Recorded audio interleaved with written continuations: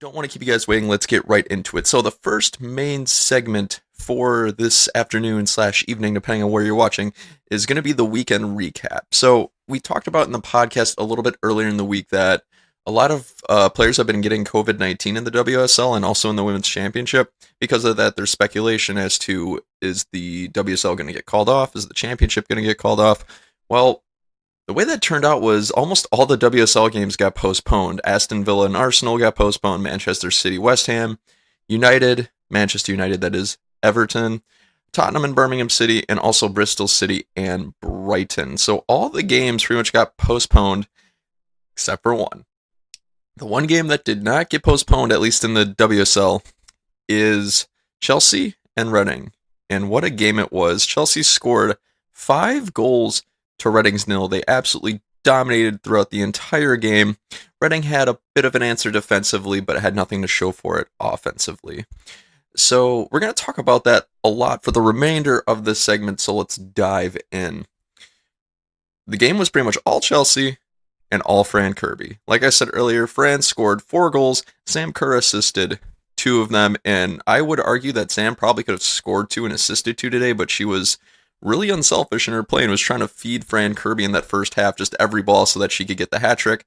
Fortunately, Fran Kirby, she ended up getting her hat trick in the 45th minute, and I believe it was 2 minutes into added time, I believe. So Fran scored her hat trick in the first half. She scored in the 16th minute, the 23rd minute, and like I said earlier, the 45th minute plus 2 minutes added time. She then capped it off with a 4th goal from a corner in the 53rd minute, and it was a header and it was a beauty. If you're curious to see what that goal was, check out my TikTok or Instagram, or I don't think it's on Twitter, but check out TikTok or Instagram, and the goals and also a lot of the highlights of the match are going to be on there, so stay tuned. So who scored the 5th goal? Jiso Young scored the 5th goal later on in the game. It was in the 86th minute. I can't remember who assisted that particular goal, but she took a touch, took it down, and had excellent control, ended up just slotting it home. The game was pretty much already way done and dusted a good half hour, 45 minutes beforehand, but nonetheless, it was a really good goal to see. And it was really interesting to see Chelsea continue their amazing run of form. They've been absolutely dominating, I believe, the last month and a half at least, it seems like. Oh, excuse me, guys. And some general, just kind of going from the first minute of the game to the 90th minute of the game. So starting out, Reading was really, really poor in the first half. Chelsea, I believe in like the first 3 minutes, had a really solid chance. And after that, Chelsea just continued to threaten for the entire half. And of course, that resulted in Fran Kirby getting 3 goals. But one thing interesting that I saw was that I think Reading was just getting really exposed tactically. What they would do is, I believe they had a bank of 4 defenders for their back line, and I think they just tried to be a little bit too aggressive out of the gate. More often than not, I'd see their right back try to kind of push play forward. She'd take the ball up. She would try to get it to her midfielders when she's already halfway up the pitch, so that she would she would lose possession right into the midfield, and then that just gave Chelsea the opportunity to start doing fast build-up, counterattack, and get into their penalty area really, really quickly and score. And this happened like 5 or 6 times in the first 10, 20 minutes maybe.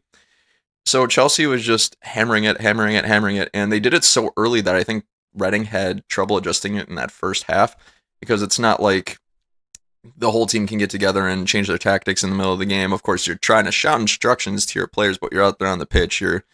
How much can you really communicate when you're just, screaming at players from down the field? But um, pretty much Chelsea just had a lot of one-on-one, two-on-two opportunities, and like I said, they converted pretty clinically in all of them.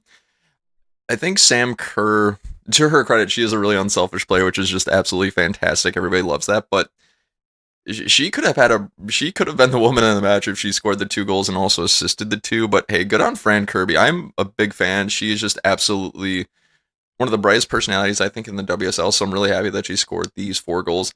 Plus, with today's 5-0 win, it really helps Chelsea's already compounding goal differential. I believe they're up to, let's double check that real quick. I believe they're plus 23 on goal differential, which has some pretty big implications going forward in the table. Let's see here. I can always rely on the BBC for good WSL table accounts. Yeah, so today's win basically propelled Chelsea's goal differential to plus 23. That is 7 fewer than Arsenal and 5 more than Manchester United. So why am I bringing up goal difference? The main reason is because with Chelsea's win today, they moved up a spot in the table with a game in hand, mind you. So they surpassed Arsenal, and they now have 23 points. Arsenal's got 22. And now they're only 3 points behind Manchester United and have a better goal difference. And what's really critical about this is Chelsea has a game in hand. So hypothetically speaking, if Chelsea made up their other game today and won, they would be first in the league. That's huge. So I think what this league table is going to come down to by the end of the season is which team is going to crumble and lose. I mean, Chelsea and Manchester United, neither one of them have lost this season, so they're both playing out of their minds. But who's going to make that first error? Who's going to perform more consistently throughout the season? Right now, I would say that both teams are attacking so strongly that it remains to be seen. I guess we have to wait for either team to just have a poor run of form and then time will tell. But I think Manchester United defends a little bit more consistently and solidly up and down the pitch than Chelsea. Not to say that Chelsea defends poorly, it's just that Chelsea's on the front foot so often that they don't have to defend quite as much, it seems. Which when they play better teams that can get a little bit exposed. So I think that's why United have performed so well against really strong competition because their ability to defend, I think, is a little bit more strong and solid. They put more pressure on their opponents than Chelsea does. But like I said, as time goes on, we'll see how that ends up playing out. I'm a Manchester United fan, as some of you may or may not know. I'm hoping that they pull the league title out this year because this is only their third season in existence, and in their first season they won the women's championship. They I'm trying to remember what they placed last season, but I believe they were top 5 last season in the league, and that'd be really cool in their third season if they went ahead and won the league title. Big shout out to Casey Stoney. I'm a big fan, and she just continued to impress each and every day when I see her manage. So that's just some implications of the Chelsea Reading game today. Chelsea dominated. I expected Reading to perform a little bit better. They tend to at least hang in there with all the teams that they play against. They might score a goal or two. And they don't score very many goals, so I expected them to get at least one today, but that did not end up panning out. So all credit to Chelsea. They just outperformed Reading today by a country mile. Yeah, that's a term, right? So, all right.